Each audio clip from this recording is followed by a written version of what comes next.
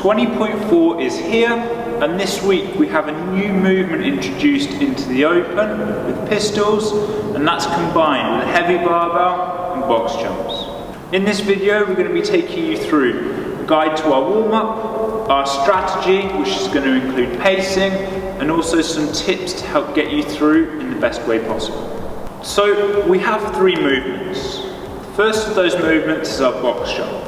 We really have two options. We can either step up onto the box, or we can jump onto the box and back down. The stepping is going to allow us to keep our heart rate lower. The jumping is obviously going to be quicker.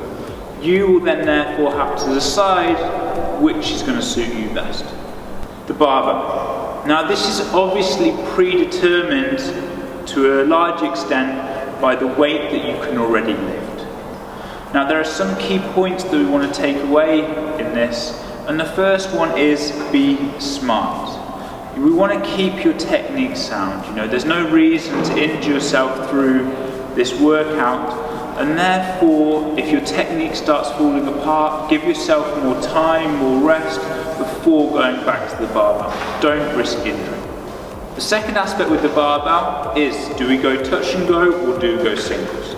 Realistically, the majority of us are going to be going singles. Even the first barbell, you might want to save yourself by going singles there. The choice is really up to you. Know your capacity and know where you want to get to. Third movement is pistols. The pistols only come halfway into this workout, and that means that the warm-up is crucial. You don't want to be getting halfway into the workout and be doing your first pistol there and then. So in this workout, obviously the time is predetermined and also the weights and the barbell are predetermined. However, there's one thing we can do to help ourselves. And for example, say my max lift is 275 pounds. Going from 225 straight into 275 is going to be a very big jump for me.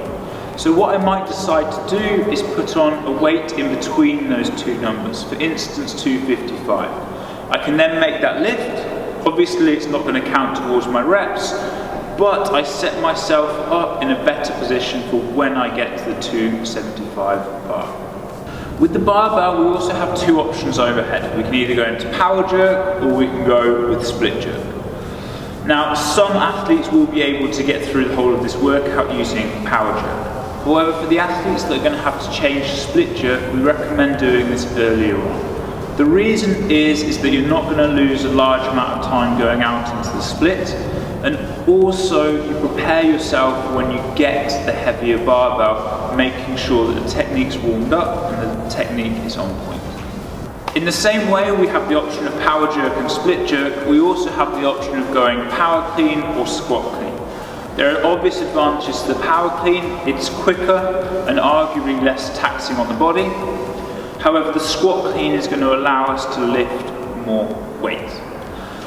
One thing that we're going to recommend is before you have to squat clean, you are already warmed up for that movement.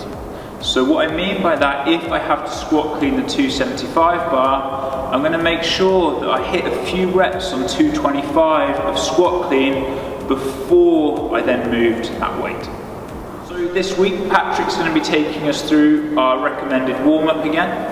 And like I say, this warm-up is crucial, especially because we're not going to see a squatting pattern until halfway through the workout.